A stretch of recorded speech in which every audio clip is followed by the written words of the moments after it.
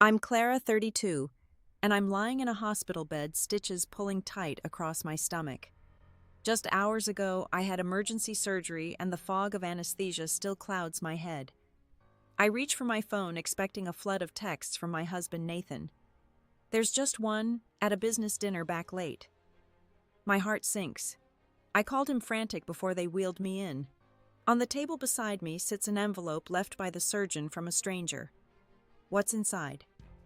Have you ever felt abandoned when you needed someone most? I'm sharing my story from this quiet room. Where are you listening from? If this resonates, please like and subscribe.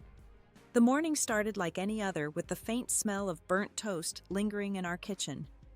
I'm Clara, 32, and I was rushing to get ready for work, my blouse half-buttoned, coffee mug in hand. A sharp twinge stabbed my lower abdomen as I bent to grab my shoes. It wasn't new, this ache, but today it felt heavier, like a fist pressing inside me. I brushed it off as stress. Work's been brutal, and Nathan's been so distant since his promotion. Maybe I was just carrying too much. I pulled out my phone and texted him. Not feeling great, you around? He was already gone. Probably in some sleek office downtown, charming clients. His reply came quick, a single line, busy day, talk later. I stared at the screen, my thumb hovering over the keyboard. I wanted to say more, to tell him this pain was different, but his words felt like a door slamming shut. I slipped the phone into my pocket, the ache in my gut pulsing in time with my heartbeat. Our house felt too quiet, the kind of quiet that makes you notice things you've been ignoring. I opened a drawer to grab my keys and froze. There, tucked beneath a pile of receipts, was a photo of Nathan and me taken 5 years ago on our first anniversary. We were laughing, his arm around me, the sunset painting the sky behind us. My chest tightened. When was the last time he looked at me like that? I traced his smile with my fingertip, then shoved the photo back the drawer, squeaking as it closed. I needed someone to talk to, someone who'd listen. Nathan's sister Jocelyn popped into my mind. She's never been warm to me, always quick with a jab disguised as a joke. But she's family. I dialed her number, pacing the linoleum floor. Hey Jocelyn, it's Clara. I'm having this weird pain in my stomach. It's sharp, kinda constant. Should I be worried? Her laugh crackled through the phone, sharp and dismissive. Clara, you're always so dramatic. It's probably nothing. Just take some Advil and chill. Okay, I've got a meeting. The line went dead before I could respond. I stood there, phone still pressed to my ear, her words sinking in. Dramatic. That's what they all think of me. Nathan's mom, Sheila, too. Always too emotional, too needy. My mother's voice echoed in my head, a memory from when I was 12, crying over a fight with a friend. Stop being so sensitive, Clara. Toughen up. I shook it off, but the sting lingered, mixing with the pain in my abdomen. I grabbed my bag and headed out, the morning air crisp against my skin. The drive to work was a blur, my hands tight on the steering wheel. By the time I got to the office, the pain was worse, a steady throb that made it hard to sit still. I work in insurance processing claims, and my desk is a sea of paperwork and sticky notes. The fluorescent lights buzzed overhead, and I tried to focus, typing numbers into a spreadsheet. But every few minutes I'd wince, pressing a hand to my stomach, hoping no one noticed. My coworker Allison glanced over, her brow furrowing. You okay, Clara? You look pale. I forced a smile, waving her off. Just a rough morning, I'll be fine. But I wasn't fine. The pain was spreading, a dull heat radiating through me. I checked my phone again. No new messages from Nathan. I typed out another text. Pain's getting worse. Can you call me? I hit send and waited, staring at the screen like it might summon him. Nothing. I leaned back in my chair, closing my eyes. A memory hit me unbidden, of last Christmas at Sheila's house. I'd spent hours making a pecan pie, hoping to impress her. When I set it on the table, she barely glanced at it, turning to Jocelyn instead. Remember Rachel's pies? Now those were something. Rachel, Nathan's ex, always the ghost in the room. I'd laughed it off then, but it cut deep, like they were all waiting for me to fail. The pain in my stomach flared, pulling me back to the present. I couldn't sit there anymore. I grabbed my purse and stood, my legs shaky. Allison, I need to go. I'm not feeling right. She was at my side in seconds, her hand on my arm. "Let me drive you. You shouldn't be alone." I wanted to argue to say I could handle it, but the pain was too loud, drowning out my pride. As we walked to her car, I kept checking my phone, willing Nathan to call to show up to care. The screen stayed blank, and with every step, the ache in my body and the ache in my heart grew harder to tell apart. Allison's car smelled faintly of lavender air freshener, a stark contrast to the chaos in my head. I sat in the passenger seat, one hand pressed against my stomach, the other clutching my phone. The pain was relentless now, a deep twisting burn that made every bump in the road feel like a betrayal. I kept glancing at the screen, hoping Nathan's name would light it up. Nothing. Just the hum of the engine and Allison's soft voice asking if I needed water. I shook my head, my throat too tight to answer. The ER waiting room was a blur of harsh lights and muffled voices. I filled out forms with shaky hands, the pen slipping as I wrote my name. Clara, 32, alone. Allison stayed close, her presence a small anchor, but she didn't know what to say. Neither did I. The pain was louder than my thoughts, a constant scream that drowned out everything else. I tried calling Nathan again, my fingers fumbling over the buttons. Straight to voicemail. "Nathan, it's me. I'm in the ER. It's bad. Please come." My voice cracked and I hung up the silence afterward, heavier than before. I sank into a plastic chair, the kind that creaks under your weight. Across the room, an older woman sat with a young boy, maybe her grandson. She was murmuring to him, her hand smoothing his hair as he leaned against her. Her voice was low, soothing, the kind of comfort I hadn't felt in years. I caught her eye for a moment, and she smiled, a small, warm gesture that pierced through the fog of my panic. I looked away, my chest aching with something I couldn't name. Why was a stranger's kindness hitting me harder than my husband's absence? I pulled out my phone again, desperate for someone to care. Sheila, Nathan's mom, was my next call. She'd never been my biggest fan, always quick to point out how I didn't quite fit into their family, but she was all I had left. The phone rang twice before she picked up. "Clara, what's this about?" "I'm in the middle of lunch." I swallowed, my mouth dry. "Sheila, I'm in the ER. I'm having really bad pain and they're running tests. Nathan's not answering. Can you let him know?" Her sigh was sharp, like I'd interrupted something important. "Clara, Nathan's working hard to provide for you. He can't drop everything because you're feeling off. Don't make a scene, all right. Just wait for the doctors." The line clicked before I could respond. I stared at the phone, her words slicing through me. A scene. That's what she thought this was. My pain, my fear reduced to an inconvenience. Allison touched my arm, her eyes soft with worry. "What did she say?" I shook my head, unable to repeat it. The shame burned hotter than the pain in my gut. Maybe Sheila was right. Maybe I was blowing this out of proportion, dragging everyone into my mess. But then another wave of pain hit so sharp, I gasped, doubling over in the chair. Allison's hand tightened on my shoulder, and she called for a nurse, her voice steady where mine wasn't. As they wheeled me to an exam room, I kept replaying Sheila's words, each one a weight piling on my chest.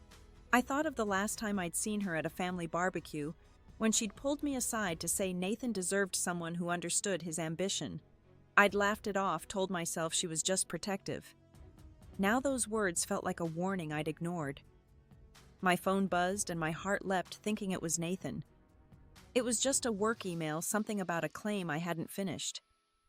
I let the phone slip onto the gurney, my eyes stinging. The exam room was cold, the paper sheet crinkling under me as I lay back. A nurse took my vitals, her hands quick and efficient. I stared at the ceiling, counting the tiles to keep from crying. I kept seeing that woman in the waiting room, her gentle smile, the way she held her grandson like he was the only thing that mattered. I wanted that someone to hold me together when I was falling apart. But Nathan wasn't here. Sheila didn't care. And the pain was only getting worse, a storm building inside me, threatening to break everything open. The monitors beeped steadily, a cruel rhythm against the storm inside me. "I'm Clara, 32. and the pre-op room was a sterile cage, its dim light casting shadows on the walls. My hands shook as I held my phone, Nathan's text. In a meeting, can't talk, searing into me like a brand. Surgery loomed, a scalpel waiting to carve me open, and I was alone. The pain in my abdomen was a living thing now clawing at me with every breath. The doctor, a man with tired eyes and a clipped voice, came in holding a chart. Mrs. Hayes, it's an ovarian cyst rupture. We need to operate immediately. His words landed like a punch, stealing what little air I had left. Surgery. Alone. I nodded, my mouth too dry to speak, and reached for my phone. Nathan's name stared back at me, mocking. I dialed again, my fingers trembling. Voicemail. Nathan, it's me. They're saying I need surgery. Right now. Please, I'm scared. I hung up, the silence louder than the beeping monitors around me. How could he not answer? I sent a text, short and desperate, emergency surgery. Please come. I waited, staring at the screen, willing it to light up. Then a buzz. My heart leapt, but it was just him. In a meeting, can't talk. 5 words. That's all I got. My vision blurred, not from pain, but from the rage bubbling up inside. A meeting, I was about to be cut open, and he was sipping wine with clients. I gripped the phone so hard my knuckles whitened, imagining him laughing, clinking glasses while I was here falling apart. The nurse Harper came in to check my IV. She was young, maybe my age, with a quiet kindness in her movements. You doing okay? She asked, her eyes lingering on my face. I shook my head, unable to lie. She hesitated, then said, I saw someone drop off an envelope earlier. Didn't catch her name, but she seemed insistent. Her words hung in the air, strange and out of place. An envelope, I didn't have the energy to ask more. Harper adjusted the drip, her hands steady. We'll take care of you, she said softly. But it wasn't enough. I didn't want strangers taking care of me. I wanted my husband. I wanted the man who'd stood at the altar and promised to be there always. Instead, I was surrounded by cold walls and pitying glances. The pain surged again, a vicious twist that made me gasp. Harper's hand rested on my arm for a moment, grounding me, but it wasn't the touch I needed. As she left, I heard voices outside the curtain. One was sharp, unmistakable, Sheila, Nathan's mother. My stomach churned, and not just from the cyst. What was she doing here? I strained to listen, catching fragments. She's fine, Nathan. Just attention-seeking like always. My blood ran cold. Attention-seeking, I was about to be wheeled into surgery, and she was painting me as some hysterical child. I wanted to scream, to tear the curtain down and tell her exactly how wrong she was, but my body wouldn't move. The pain pinned me to the gurney, a prisoner in my own skin. Sheila's voice dropped lower, but I caught more. You've got enough on your plate, honey. Don't let her drag you down. Drag him down. That's what she thought of me. I closed my eyes, my mind flashing to every time she'd compared me to Rachel, Nathan's ex. The way she'd linger on Rachel's name like it was a melody she couldn't stop humming. At family dinners, she'd bring up Rachel's career, her charm, her perfect casseroles, while I sat there shrinking. I'd tried so hard to win her over, to be enough. And now, with my body betraying me, she was out there dismissing my fear as a tantrum. The curtain rustled, and I flinched, expecting Sheila's cold stare. It was just Harper again, checking the monitors. She didn't say anything, but her glance told me she'd heard Sheila too. I turned my face away, shame mixing with anger. How had it come to this? My husband was nowhere. His mother was tearing me apart, and I was about to go under the knife. The pain in my gut was nothing compared to the ache of being so utterly unseen. I clutched my phone. Nathan's text still burning in my mind, and felt something inside me start to crack. My hands shook as I held my phone. Nathan's text. In a meeting, can't talk. Searing into me like a brand. I'm Clara, 32, and the pre-op room was a sterile cage, its dim light casting shadows on the walls. Surgery loomed, a scalpel waiting to carve me open, and I was alone. The pain in my abdomen was a living thing now clawing at me with every breath. I tried to steady my breathing, but each inhale felt like swallowing glass. My mind churned, replaying every moment I'd let slide: Nathan's late nights, his clipped responses, the way he'd look past me when I spoke. I'd told myself it was just his job, that he was under pressure. But now, with Sheila's voice echoing, attention-seeking, I wondered if I'd been lying to myself all along. I dialed my father Gregory, a last-ditch hope. We hadn't spoken in years, not since he walked out on us when I was a teenager. The phone rang, each tone a plea. Voicemail. Dad, it's Clara. I'm in the hospital. Surgery. I just needed someone. I hung up, my voice barely a whisper. The silence that followed was worse than the pain. Of course he didn't answer. Why would he? I was nothing to him, just like I seemed to be nothing to Nathan now. My phone buzzed and I grabbed it, heart racing. Not Nathan. A text from Jocelyn, his sister. Mom says you're blowing this out of proportion. Nathan's got real responsibilities. I stared at the words, my pulse pounding in my ears. Responsibilities. I was his wife facing a knife, and I was the one overreacting. The room spun, the walls closing in. I wanted to throw the phone, to scream at Jocelyn, at Sheila, at Nathan, but my body wouldn't let me. The pain surged, a vicious wave that forced a whimper from my throat. A hospital volunteer, an older man with a stooped back, shuffled in with a blanket. His name tag read, Leonard. Thought you might be cold, he said, his voice gravelly but kind. He draped the blanket over me, his hands trembling slightly. My wife had surgery once. I sat by her bed all night holding her hand.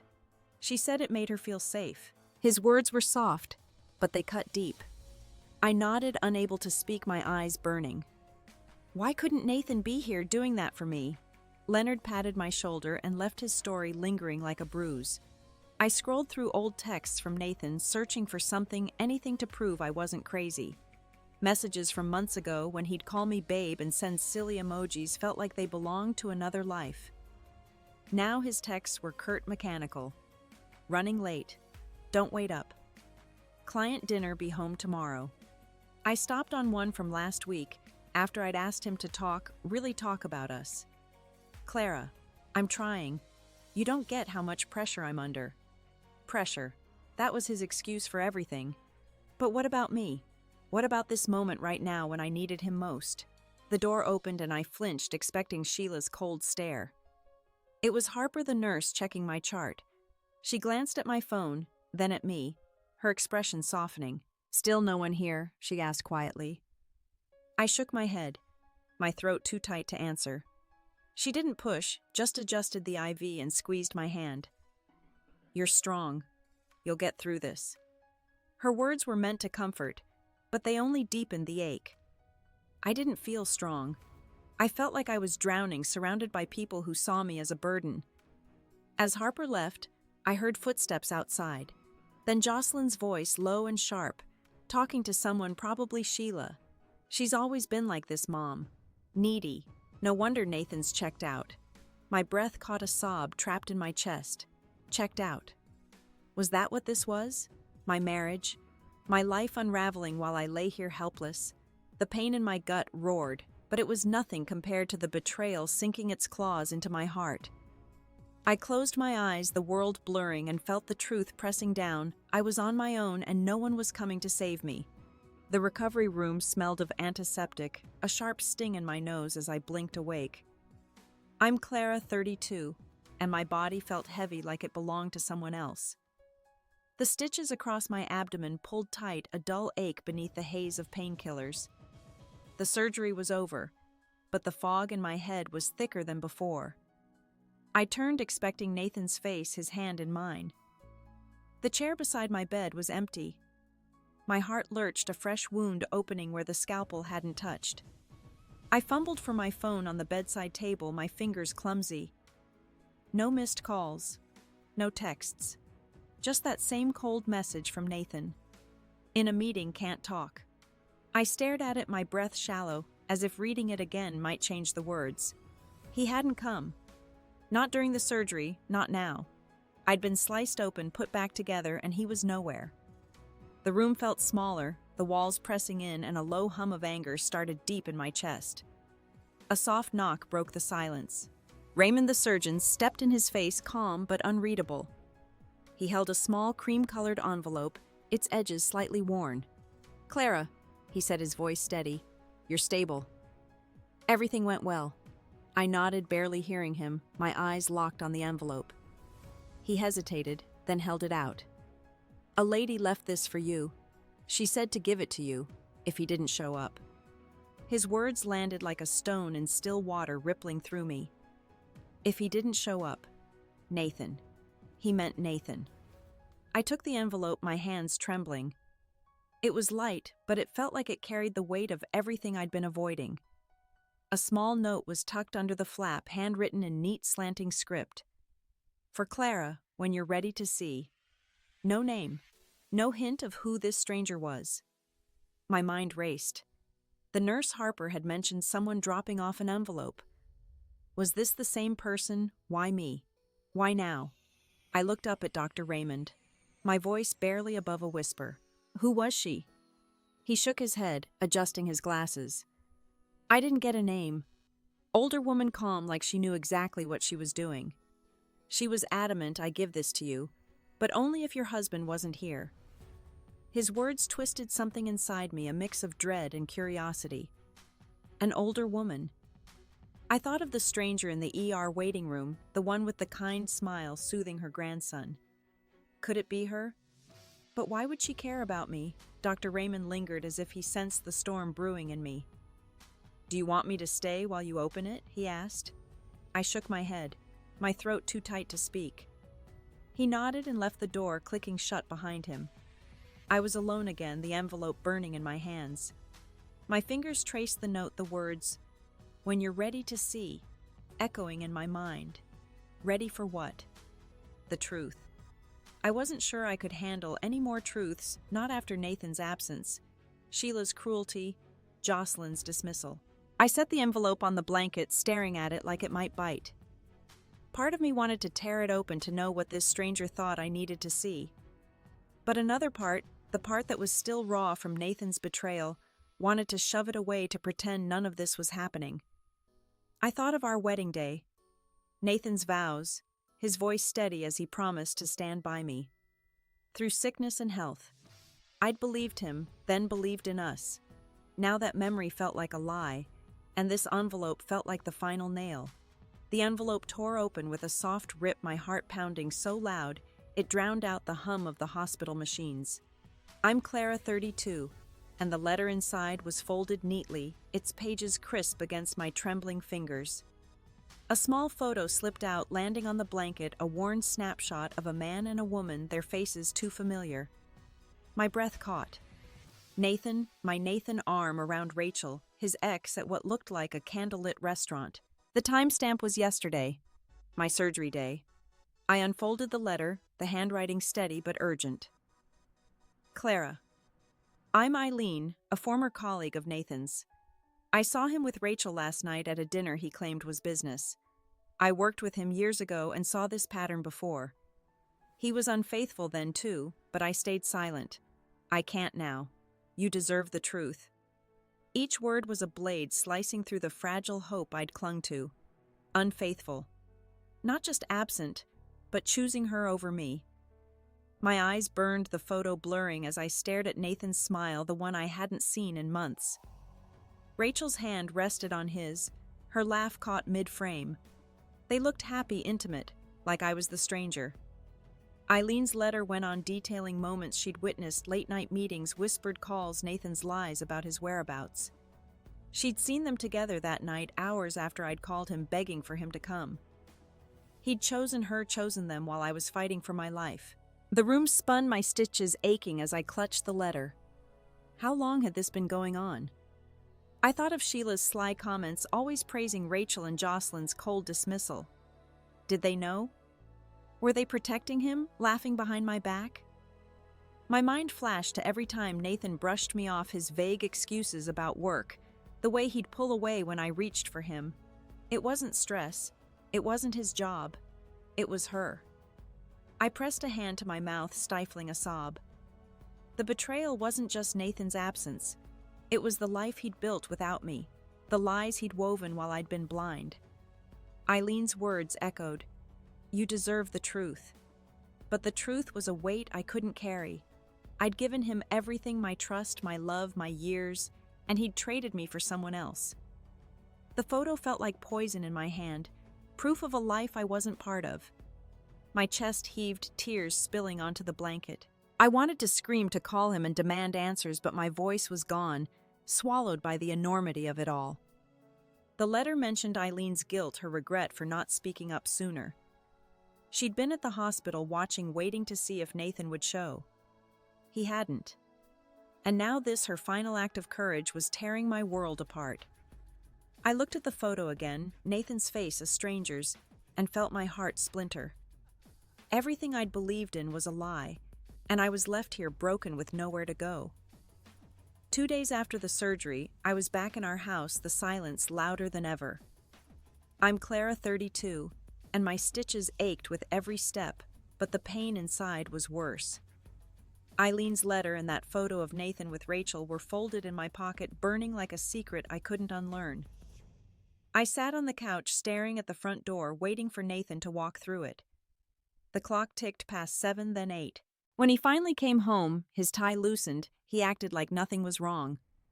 "Hey babe, long day," he said, tossing his keys on the counter. His voice was casual, like I hadn't just been cut open, like I hadn't begged him to be there. I stood, my legs unsteady, and pulled the letter from my pocket. "Nathan, we need to talk." My voice was low, but it didn't waver. He froze, his eyes narrowing, like he sensed a trap. I held up the photo, my hands steady, despite the storm in my chest.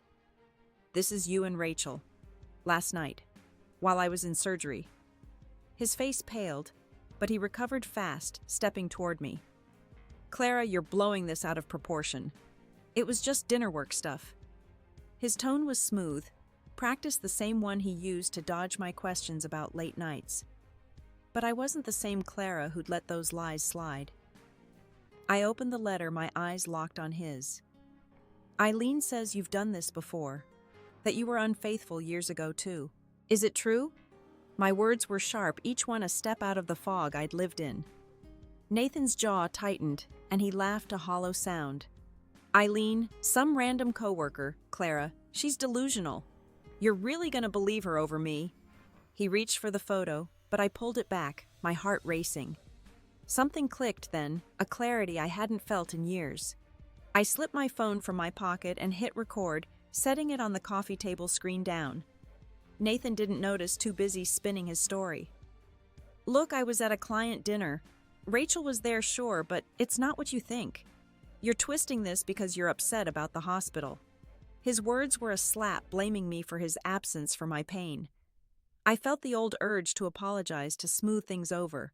But it was gone, burned away by the truth in my hands. "Upset," I said, my voice rising. "I was alone. Nathan terrified while you were with her. You didn't even call."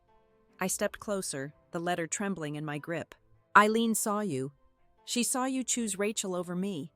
How long has this been going on?" He opened his mouth, then closed it, his eyes darting to the side. That hesitation was all I needed. It was real. Every word in that letter, every fear I'd buried was real. Nathan ran a hand through his hair, his charm cracking. "Clara, you're making this harder than it needs to be. I'm under so much pressure at work.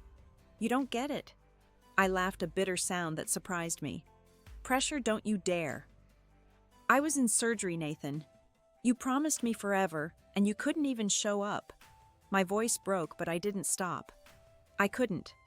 The woman who'd shrunk under Sheila's jabs, who'd swallowed Nathan's excuses, was gone. I pointed to the door, my stitches pulling as I straightened.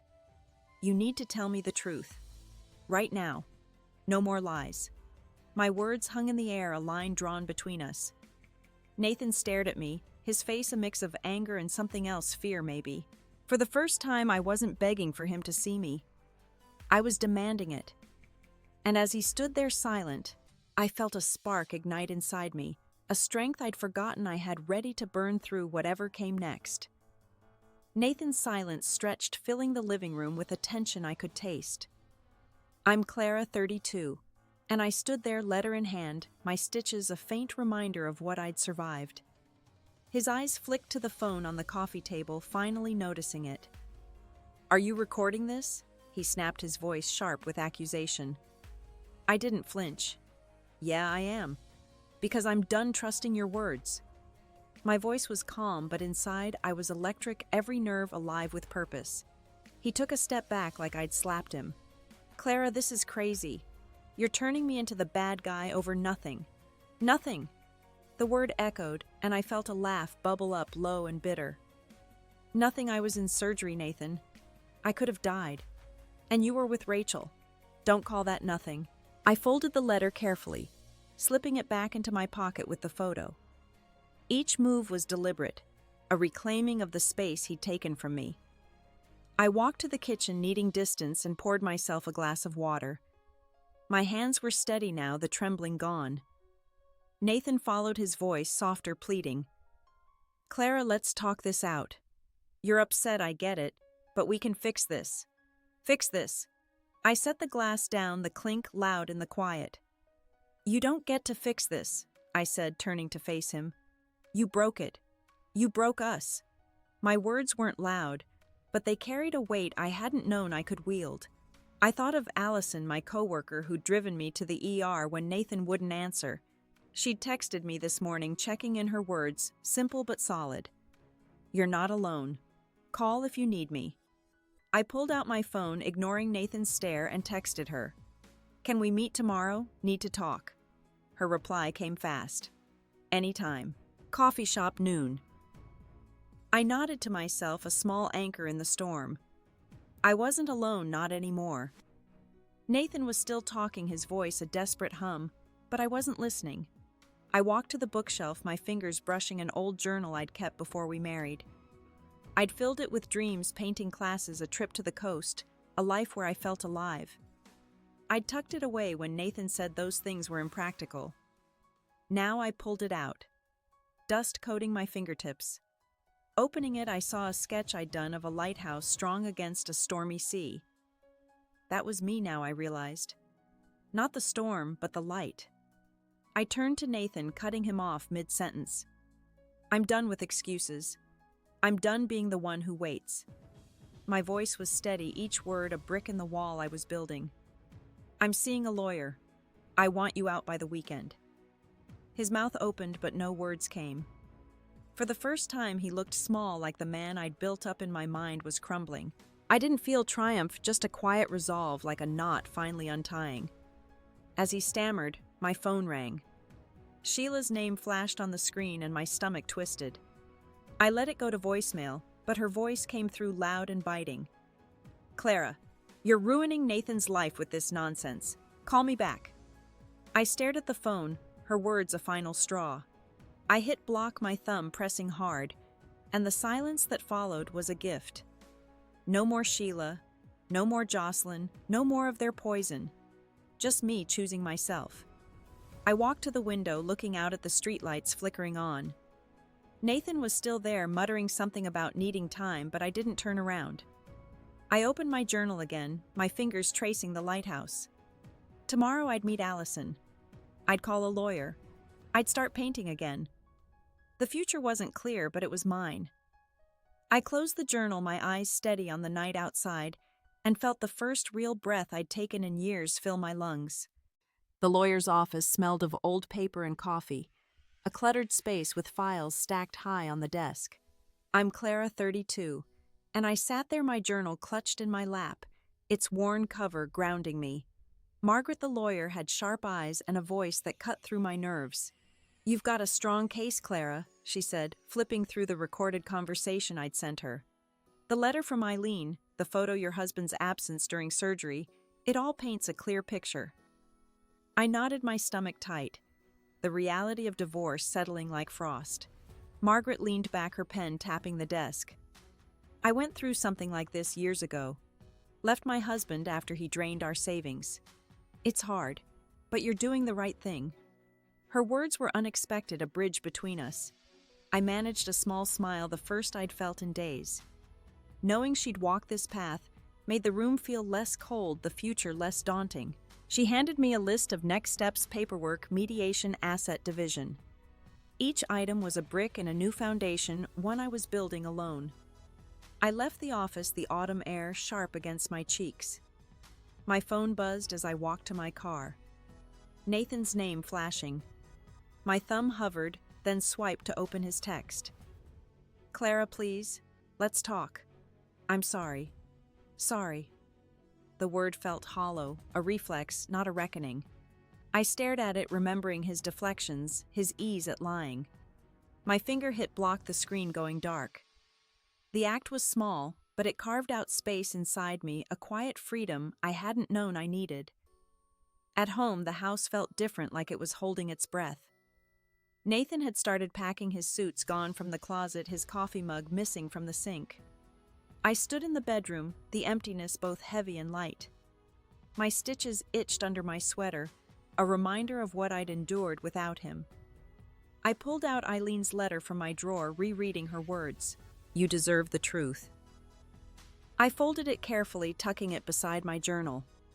Her courage had cracked my world open, and I owed her this, living the truth she'd given me. My phone lit up again, this time with a voicemail from Jocelyn. I braced myself and played it. "Clara, you're making a huge mistake," she said, her voice tight with venom. "Nathan's a wreck because of you. Everyone's talking about how unstable you are, leaving him like this." I froze her words, a knife twisting in old wounds. Unstable. The same label my mother had pinned on me as a kid, the same one Sheila had whispered in the hospital. I deleted the message, my hands steady, but the accusation lingered, a shadow I couldn't shake. I sat on the couch, the journal open in my lap. Margaret's story replayed in my mind, her strength, her survival. I traced a blank page, my pen hovering. I'd always wanted to paint, to create something that was mine. Nathan had called it a hobby, a distraction. Now, with his things half gone, I saw it differently. It was a lifeline. I wrote a single line. "Call art studio tomorrow." It wasn't much, but it was a start, a seed planted in the rubble of what used to be. The doorbell rang sharp and sudden. I stood, my pulse quickening. Through the peephole I saw Sheila, her face set in a hard line. My heart sank, the air growing thick. She knocked again, insistent, and I knew she wasn't here to listen. She was here to fight, to defend Nathan, to bury me in blame. I didn't open the door. I just stood there, my hand on the knob, her shadow looming through the glass. The weight of her judgment pressed against me, and for a moment I couldn't breathe, caught in the silence of a battle I hadn't chosen. "I'm Clara, 32, and I stood frozen at the door. Sheila's shadow sharp through the glass. Her knocking stopped, replaced by the crunch of her shoes on the gravel as she walked away. I exhaled, my breath shaky, but didn't move. The house felt like a stranger's, half empty, with Nathan's things gone. I sank onto the floor, my back against the wall, and opened my journal again. That single line, "Call art studio tomorrow," stared back, a promise I wasn't sure I could keep. The next morning I walked into the coffee shop, the air thick with the scent of fresh espresso. Allison was already there, her smile warm but cautious. I slid into the booth, my stitches pulling slightly under my coat. "You look different," she said, her eyes searching mine. I shrugged, not ready to explain the shift inside me. I pulled out Eileen's letter and the photo, laying them on the table. "This is why," I said, my voice low. Allison read the letter slowly, her face tightening with every line. When she reached the part about Nathan's past infidelity, she set it down, her hands trembling. "Clara, I had no idea. I'm so sorry." Her words were soft, but they carried a weight that made my throat ache. She reached across the table, her fingers brushing mine, and for the first time in days, I didn't feel alone. "What are you going to do?" she asked. "I met with a lawyer yesterday," I said, sipping my coffee, the bitterness grounding me. "I'm moving forward. Divorce." The word felt foreign, like it belonged to someone else's life. Allison nodded, her eyes steady. "I left my ex 2 years ago," she said quietly. "He cheated too. It's hell, but you'll come out stronger." Her story mirrored mine, a thread connecting us, and I clung to it, a lifeline in the chaos. I pulled my journal from my bag, flipping to a page I hadn't touched in years. It was a list of places I'd wanted to visit: small towns, quiet beaches, places where I could breathe. Nathan had laughed at it once, calling it a pipe dream. Now it felt like a map to a life I could claim. I wrote down the art studio's number, my pen steady. Allison watched, a small smile tugging at her lips. "You're going to be okay, Clara," she said. I wanted to believe her. Back at the apartment, I started packing Nathan's remaining things: books, a pair of sneakers, a watch he'd left on the dresser. Each item felt like peeling away a layer of a life I no longer fit into. I opened a box of old novels and froze. A letter slipped out, addressed to me in my father's handwriting. "Clara, I'm sorry I wasn't there. I was never good at being your dad." The words were simple, raw, written years ago, but never sent. I sat on the floor, the letter in my lap, my chest tight. Gregory's absence had shaped me just like Nathan's had now. I folded it carefully, not ready to forgive, but ready to let it rest. The doorbell rang again, and my heart sank. Sheila stood there, her arms crossed, her eyes cold. "We need to talk," she said, stepping inside without waiting for an invite. "You're throwing away a good man, Clara. Nathan's made mistakes, but you're tearing this family apart." Her voice was sharp, each word a dart aimed at my resolve. I looked at her, really looked, and saw the woman who'd never accepted me. My hands clenched, but I didn't speak. I just pointed to the door, my silence louder than any words. She left, her footsteps fading, and I stood there, the weight of her blame settling into my bones, a quiet ache that refused to leave. I'm Clara, 32, and the park near my apartment was quiet. The kind of quiet that lets you hear your own thoughts. It was late afternoon, the air crisp with the scent of fallen leaves, and I walked slowly, my sketchbook tucked under my arm. The stitches in my abdomen were healing, a faint pull with each step, but they felt like a badge now, proof I'd survived more than just surgery. I settled on a bench, the wood cool beneath me, and opened my sketchbook to a blank page. The trees across the path were bare, their branches reaching like fingers against the gray sky. I started sketching, my pencil moving in soft, deliberate strokes, capturing their stark beauty. For the first time in months, I wasn't thinking about Nathan or Sheila or the weight of their words. I was just here in this moment, the pencil grounding me. I'd spent so long trying to be what they wanted: wife, daughter-in-law, someone who didn't make waves. Now I was drawing for me. A duck waddled by the pond, trailing ripples across the water. I looked up, and there she was. Eileen, the woman from the ER, the one who'd left the letter that changed everything. She was feeding the ducks, her movements slow, a scarf wrapped loosely around her neck. She didn't see me, and I didn't call out. But our eyes met for a moment, a fleeting connection, and she gave a small nod, like she knew who I was. I nodded back, my chest warm with something like gratitude. Her courage had given me mine. I turned back to my sketch, adding the pond's edge, the duck's gentle glide. My mind wandered to a memory I hadn't touched in years, sitting with my mother Diane on our porch when I was 9. She'd shown me how to draw a sparrow, her hands guiding mine, her laughter rare and bright. We hadn't spoken in months, not since I'd set boundaries after the surgery. But that memory felt softer now, less like a wound and more like a thread to who I'd been before the hurt. My phone buzzed in my pocket, pulling me back. It was a letter forwarded by my lawyer, Margaret. Nathan's handwriting scrawled on hotel stationery. "Clara, I messed up. I miss you. Can we talk?" I read it twice, searching for something real, but it felt like an echo of his old excuses. I walked to the edge of the park where a small fire pit sat unused. I tore the letter into pieces, lit a match, and watched the flames curl around his words. The smoke rose thin and gray, carrying away the last of his hold on me. As the fire died, I sat back on the bench, my sketchbook open again. The trees I'd drawn looked stronger now, their branches bold against the page. I thought of Eileen, of Allison, of the life I was starting to build. The pain of Nathan's betrayal. Sheila's judgment. Jocelyn's venom, it hadn't vanished, but it was quieter, like a storm that had passed. I closed my sketchbook, the pencil still in my hand, and let the stillness of the park wrap around me, a moment of peace I'd earned. I'm Clara, 32, and the art gallery buzzed with soft chatter, the clink of wine glasses, the glow of string lights against the walls. My painting hung on display, a woman breaking free from chains, her silhouette bold against a storm. I stood in front of it, my hands clasped, feeling the weight of eyes on me. Allison and Sadie.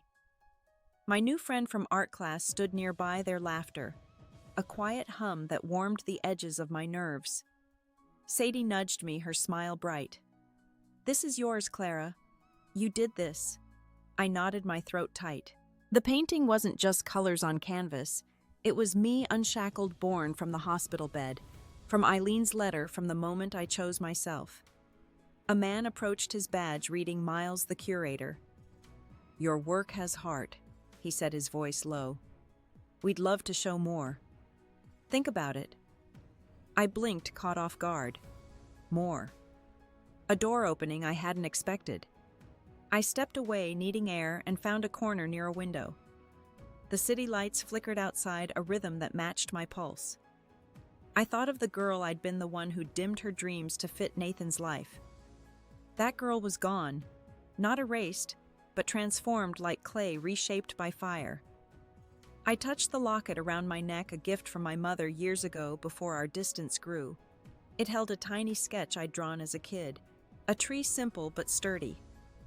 I hadn't opened it in years, but tonight it felt like a promise kept. The crowd parted and I saw Jocelyn slip in, her eyes scanning the room. My stomach tightened, but I didn't move. She spotted me, her lips thinning, and walked over, her heels clicking sharply. "Clara, you think running away fixes anything?" she said. Her voice low but biting. "Nathan's struggling, and you're here playing artist." I looked at her, really looked, and saw the same judgment I'd faced from Sheila. But it didn't cut like it used to. I took a slow breath, my voice steady. "I'm not running, Jocelyn. I'm living." I turned away, leaving her standing there, her words falling to the floor. Miles joined me at the window, holding out a glass of water. "You okay?" he asked, his tone gentle. I nodded, taking the glass, my fingers brushing his. "Just needed a moment." He smiled, pointing to my painting.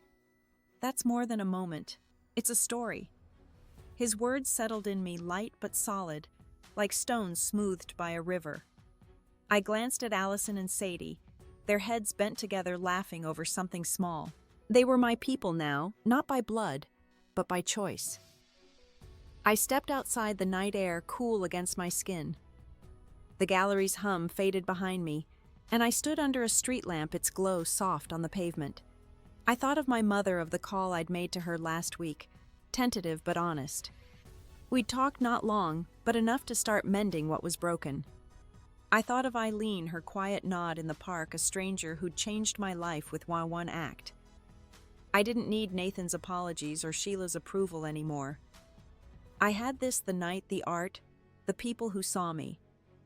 I closed my eyes, letting the stillness wrap around me, and felt my heart settle light as a leaf on water. I'm Clara, 32, and my apartment glowed softly in the morning light. The walls now a warm yellow I'd painted myself. A year had passed since the surgery, since the letter that broke my world open. I sat at my desk, a small wooden table by the window, surrounded by potted plants I'd named after places I wanted to see: Sedona, Aspen, Maine. My sketchbook lay open, filled with drawings of everyday things: a coffee mug, a neighbor's dog, the curve of a street lamp. Each one felt like a step toward myself. I'd started a routine, something steady to anchor my days. Every morning I'd brew tea, chamomile, not coffee, a small rebellion against the chaos of my old life. I'd sit here sipping slowly, watching the street below come alive. Kids on bikes, an old man walking his terrier, the rhythm of a world that kept moving. I'd spent so long chasing Nathan's approval, Sheila's acceptance, that I'd forgotten how to just be. Now I was learning. The divorce papers had arrived last month, a thick packet I'd signed with a steady hand. Margaret, my lawyer, had called to congratulate me, her voice warm with pride. "You're free, Clara," she'd said. Free. The word felt like a new language, one I was still learning to speak. I'd framed a small sketch I'd done of a woman standing alone, her back to the wind. It wasn't perfect, but it was mine, and it hung above my desk, a quiet reminder of what I'd built. I'd joined an art class, a small group that met in a loft downtown. The teacher, a woman named Lila, had a laugh that filled the room. Last week I'd brought in a painting of a river, its current steady but wild. Lila had studied it, then looked at me with a knowing smile. "You've got a voice in this," she'd said. I'd blushed, unused to praise that wasn't tied to someone else's expectations. That painting now leaned against my bookshelf, waiting for the next gallery show. My phone buzzed, a text from Allison, brunch Sunday. "Sadie's coming." I smiled, typing back a quick yes. They'd become my constants, the kind of friends who didn't need me to explain my scars. We'd spent evenings cooking pasta, laughing over bad wine, sharing stories of lives we were rebuilding. Allison had started dating again, her eyes bright with possibility. Sadie was planning a trip to Italy, her sketches full of cobblestone streets.